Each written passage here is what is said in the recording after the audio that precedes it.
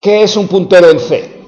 Bueno, pues un puntero es una forma coloquial de hablar de la dirección de memoria de una variable. Un puntero no es más que la dirección de memoria de una variable. Las variables, cuando las definimos, reservan un espacio de memoria. Y entonces, la zona de memoria donde se guarda esa variable es lo que llamamos un puntero. Entonces, las variables de tipo puntero se definen mediante un asterisco, poniéndolo delante del identificador de la variable de tipo puntero. Es decir, si yo pongo int asterisco p, esa p es una variable de tipo puntero. Es decir, es la dirección de memoria donde se guarda un entero. Cuando tenemos un int, un asterisco y un p, ese p es un identificador de variable de tipo puntero, concretamente de un puntero a entero. Y eso significa que p es la dirección de memoria donde se guarda un entero, no es más que eso. El problema del asterisco es que el asterisco tiene dos usos en C. Uno, como veis aquí arriba, es para declarar variables de tipo puntero. Y otro es para acceder al contenido de lo que está dentro de esa dirección, que es este segundo uso que veis aquí. Eso es un lío. Desgraciadamente es un lío, porque el asterisco tiene dos usos y dos sentidos diferentes. Es el mismo símbolo para dos cosas diferentes. Y normalmente, sobre todo las 100 primeras veces, el alumno se confunde.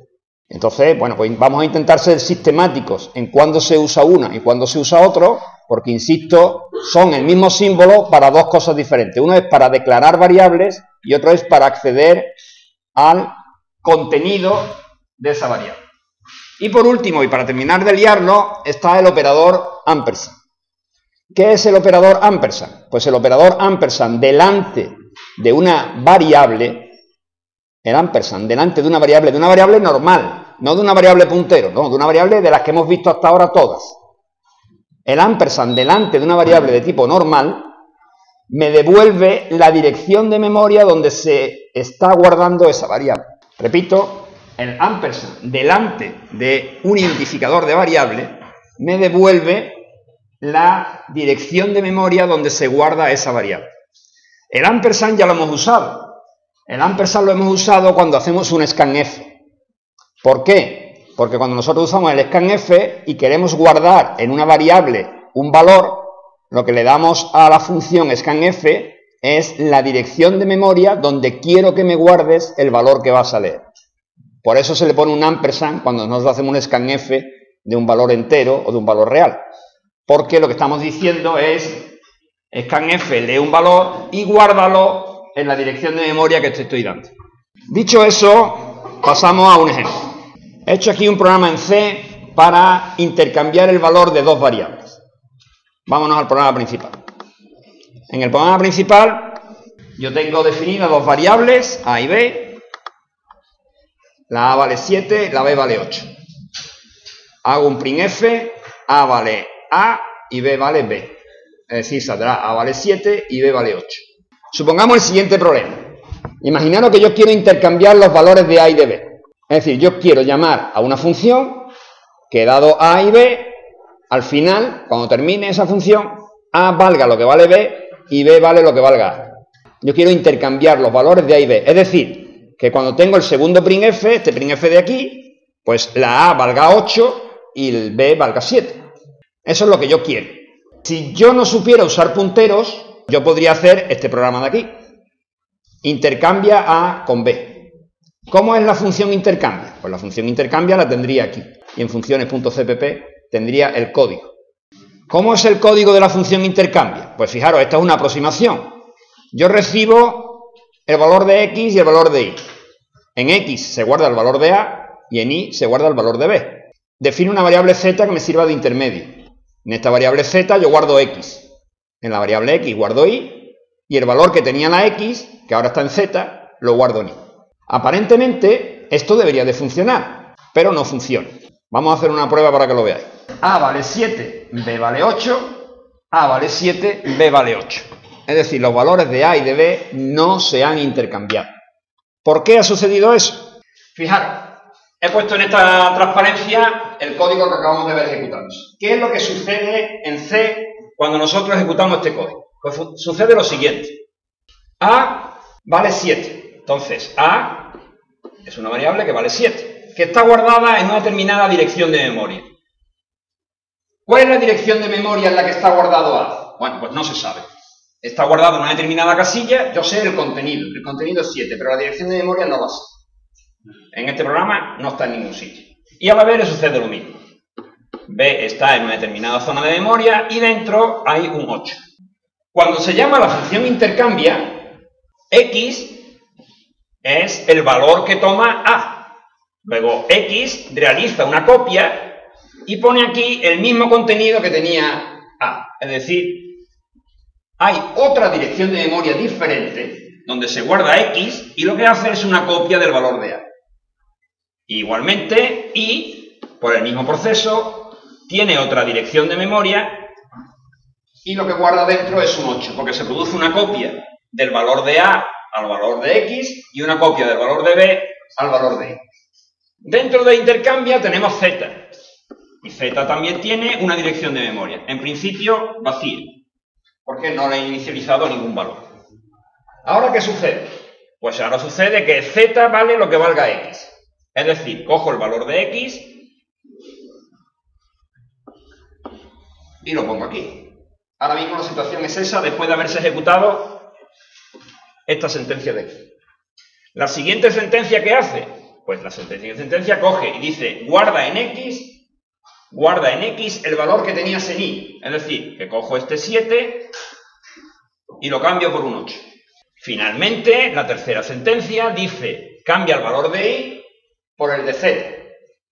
Es decir, cojo el valor de Y, se destruye y lo que se guarda es el 7. Por lo tanto, cuando termina el procedimiento intercambia de X e Y, efectivamente la X vale 8 y la Y vale 7. Aparentemente se ha producido un intercambio de los valores originales. Pero que es que cuando termina intercambia, los de X y los de Y están cambiados, ¿sí?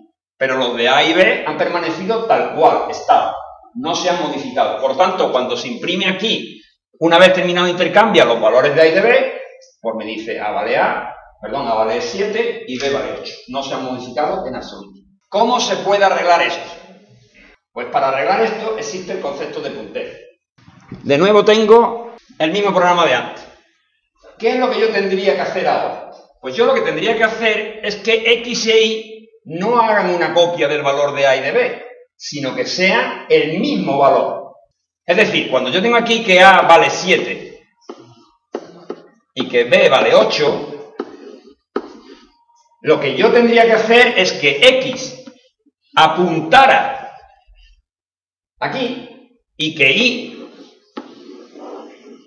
apuntara aquí. De forma que cuando los valores de X y de Y se intercambien, los valores de A y de B también se intercambian.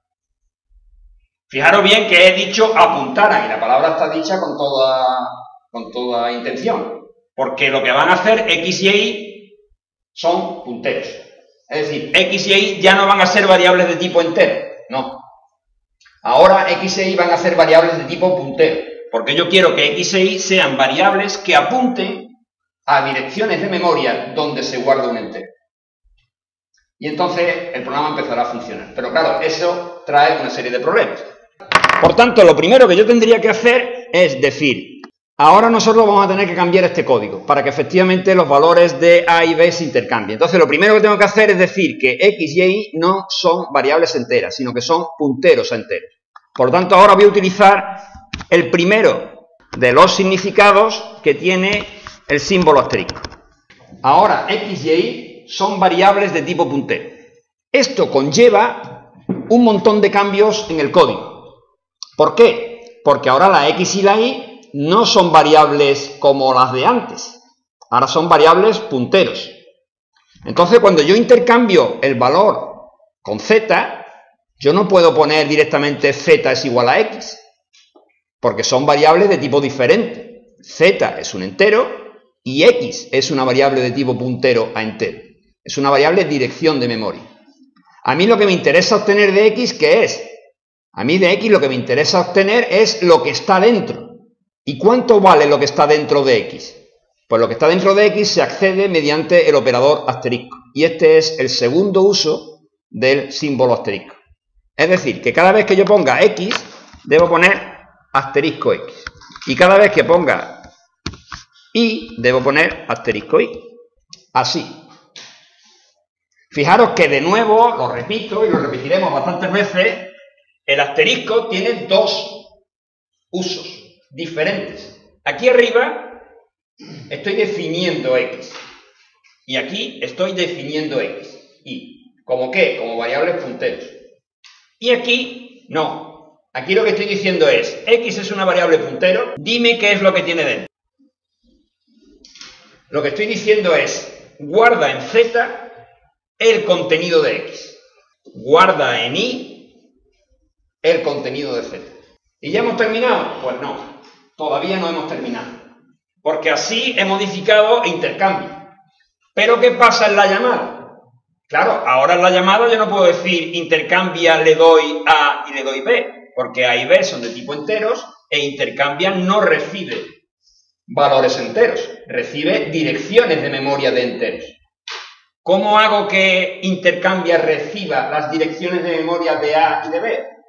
Pues con el operador que me falta, con el ampersand. Es decir, que para terminar esto, yo debería poner aquí ampersand A, ampersand B. Y ahora el código me quedaría terminado. Vamos a ver ahora, vamos a hacer, una vez que tengo el programa modificado, cómo sería la secuencia de ejecución de lo que hemos hecho antes.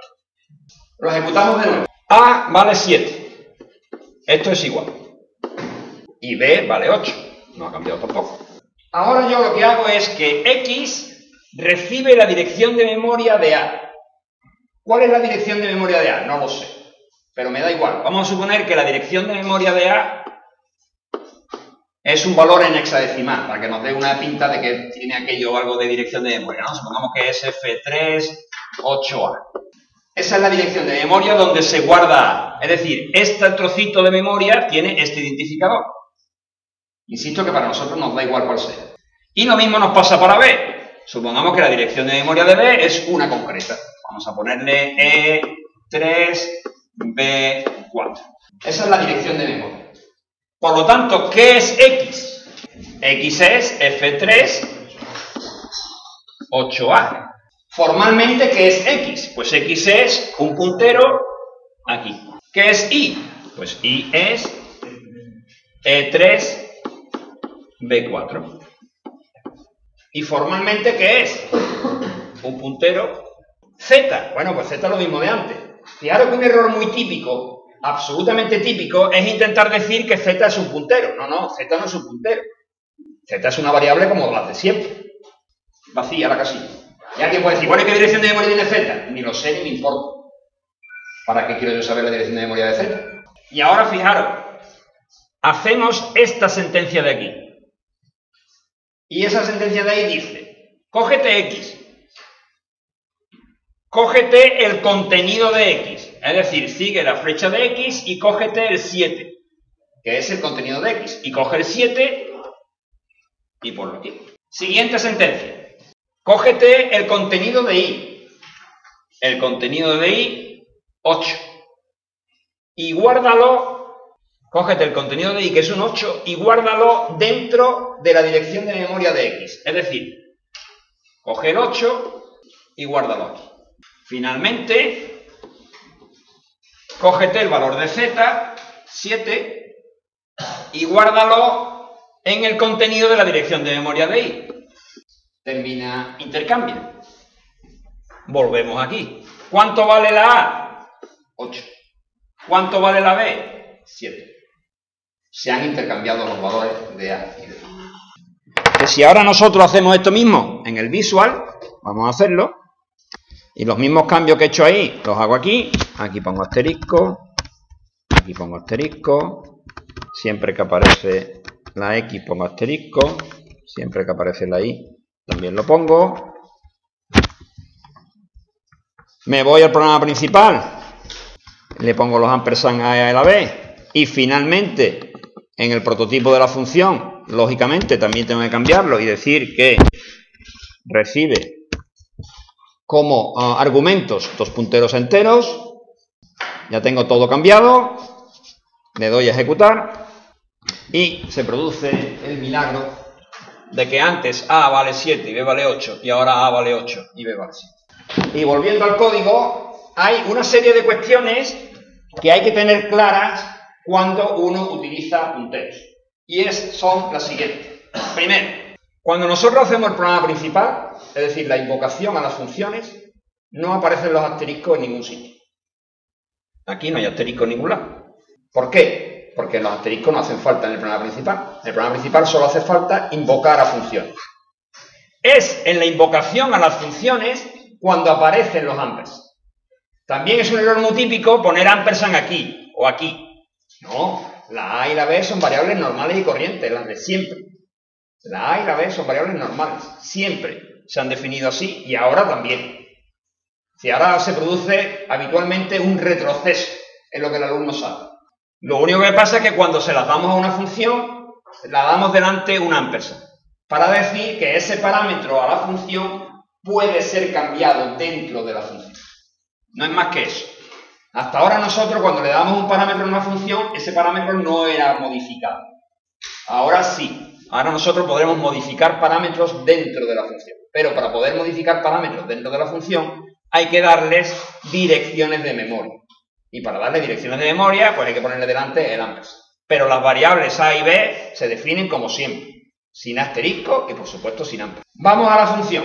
Claro, ahora en la función hay un problema. Resulta que los parámetros que reciben son direcciones de memoria. Y por tanto hay que ponerles delante un asterisco. Ese asterisco indica que X es un puntero entero y que Y es un puntero entero. Ese asterisco se está utilizando para definir variables. ¿Qué variable estoy definiendo? Pues la variable X e Y. ¿De qué tipo son? Puntero entero, puntero entero. ¿Por qué puntero entero? Porque A y B eran enteros. Y yo lo que estoy pasándole mediante la función intercambia es la dirección de A, que es un entero, y la dirección de B, que es un entero. Por tanto, lo que debe recibir aquí es la dirección de un entero y la dirección de un entero. Lo que hemos llamado punteros. Segundo uso del asterisco dentro del código. Siempre que yo tenga variables definidas como punteros, no se utiliza la variable. Es decir, aquí no se puede utilizar X y no se puede utilizar Y. ¿Para qué me serviría a mí este número o este número? Para nada. Absolutamente para nada. Es decir, yo con la X y la Y, sin el asterisco, no me sirven de nada. ¿Para qué quiero yo saber que la dirección de memoria es esta o la dirección de memoria es esta? Eso es inútil. Absolutamente inútil. A mí lo que me interesa es qué está guardado dentro de la X y qué está guardado dentro de la Y. ¿Cómo accedo a lo que está guardado? Mediante el otro uso del asterisco. Entonces, asterisco X es lo que está dentro de X y asterisco Y lo que está dentro. El resto de variables quedan igual, eso no se modifica. Es decir, Z sigue siendo una variable entera como la de siempre. Asterisco X es un entero. Es decir, que yo puedo hacer, evidentemente, asignaciones entre enteros. Podría hacer multiplicaciones. Podría hacer lo que quisiera, porque asterisco X es un entero. Y como un entero que es, sirve para lo que sirve cualquier entero. Pero con el asterisco delante, con la X no. Entonces, todo esto lo he resumido en estas reglas de uso que veis aquí. Que intenta resumir, como he dicho antes, cuándo se usa el asterisco y cuándo se usa el ampersand. Entonces, la primera. El símbolo asterisco se usa para definir variables de tipo puntero. Primer uso del asterisco. Para definir. Segundo uso del asterisco, pues es la tercera línea. El símbolo asterisco se usa para acceder al valor que guarda un puntero. ¿De acuerdo? Tenemos en la línea 1 para lo que sirve un asterisco y en la línea 3 para lo que también sirve un asterisco. El ampersand, pues como pone ahí, el ampersand es simplemente para indicar la dirección de memoria de una variable y se pone delante del identificador de la variable. ¿Dónde se pone cada cosa? Pues esas son las siguientes líneas. ¿Dónde se pone el ampersand? Pues se usa, habría que poner solo, únicamente, en exclusiva, en la invocación de funciones, de forma que se pone delante de los parámetros de entrada-salida. Solo en las invocaciones, delante de los identificadores que van a constituir valores de entrada-salida. Es decir, que yo quiero que su valor pueda ser cambiado en la función. Cuando un parámetro es de entrada-salida, entonces hay que definirlo como puntero. ¿Dónde se pone que ese parámetro de entrada-salida es definido como puntero? Pues en los dos sitios donde se pone, en el prototipo de la función y en la cabecera de la función, que ya sabéis que son lo mismo. Entonces, por eso, nosotros ponemos aquí, prototipo de la función, intercambia int asterisco asterisco, porque la función intercambia, sus parámetros van a ser punteros a enteros. Y en la cabecera de la función también está el asterisco int, perdón, el int asterisco y el int asterisco. Ahí se pone los asteriscos de definición de punteros. Ahí estamos definiendo. Entonces los ampersand se ponen solo en las invocaciones y los asteriscos como definidor de punteros se pone solo en las cabeceras. Hay esa relación entre ampersand en las invocaciones y asterisco en los prototipos. Estamos ya por aquí. En el cuerpo de la función tenemos el segundo uso de los asteriscos, el que estaba aquí en la línea 3. Entonces, siempre que tengamos una variable, que usar una variable de tipo puntero, lo que nosotros tenemos que hacerle por delante es ponerle un asterisco, para decir qué es el contenido de esa variable. Y como resumen general, pues los ampersand se usan solo en el programa principal, que es donde se invocan las funciones, y los asteriscos se usan solo en la función, que es donde se definen los punteros. Y estos dos mandamientos cierran la tabla. Entonces, ¿cuándo hay que usar punteros? Que esto también es una polémica importante. Pues fijaros, realmente la mayoría de los problemas que nosotros vamos a tratar se pueden resolver sin punteros. La mayoría. ¿Cuándo habría que usar punteros? Básicamente usaríamos punteros cuando nosotros tengamos una función que tenga que devolver dos valores. Si no, no me hace falta los punteros. Por ejemplo, nosotros hemos hecho la función máximo. ¿Hemos necesitado para la función máximo un puntero? No. ¿Por qué? Porque la función devuelve un valor en el nombre de la función y ese valor que devuelve es el máximo. ¿La función buscar necesitaba devolver punteros? No, porque solo devolvía una cosa, que es la dirección, el índice donde se encontraba el elemento del array que yo estaba buscando. ¿Cuándo podría yo necesitar punteros? Pues alguna función que devolviera dos valores. No es muy normal. No hay muchos ejemplos de funciones que devuelvan dos valores. Por ejemplo, imaginar, alguien puede decir, bueno, yo quiero hacer una función que devuelva el máximo de un array y la posición donde se encuentra. Bueno, pues en ese caso sí que tengo que usar punteros. Alguien puede decir, bueno, no es obligatorio. Tú puedes hacer una función que devuelva el máximo y después una función que busque el máximo y me devuelva la posición. Es decir, el trabajo que hace esa función doble, la primera, de buscar el máximo y de devolver la posición, lo puedo hacer mediante máximo y mediante buscar, que además los tengo ya implementados. Pues sí, se podría hacer así. En general, evidentemente, toda función que devuelva dos valores se puede hacer en dos partes. Una función que devuelva uno y otra función que devuelva otro. Está claro, ¿no? Siempre se podría hacer. Lo que pasa es que hay casos que pueden ser un poco más fácil, entre comillas, hacer los dos. Por ejemplo, otro ejemplo que se me ocurre es la ecuación de segundo grado. Imaginaros que ustedes queréis hacer una función que devuelva las soluciones de una ecuación de segundo grado. Todo el mundo sabe que las ecuaciones de segundo grado tienen dos soluciones. ¿Se podría hacer con dos funciones distintas? Se podría. Una función que devuelva la más pequeña y después otra que devuelva la más grande. Una que devuelva la del menos, ya sabéis que es aquello del más menos, pues una que devuelva la del más y otra que la devuelva la del menos. ¿Se podría hacer? Sí. ¿Tiene más sentido hacerlo en una sola función? Parece que sí, que tendría más sentido el que tú plantearas que la ecuación de segundo grado se devolviera en una sola función. Y ahí ya tenemos un problema, porque tenemos que devolver dos valores. Y las funciones, como hemos visto hasta ahora, solo pueden devolver uno. Vamos a hacer ese ejercicio. Es decir, vamos a resolver una ecuación de segundo grado devolviendo las dos soluciones en una sola llamada, para que veamos cómo se hace.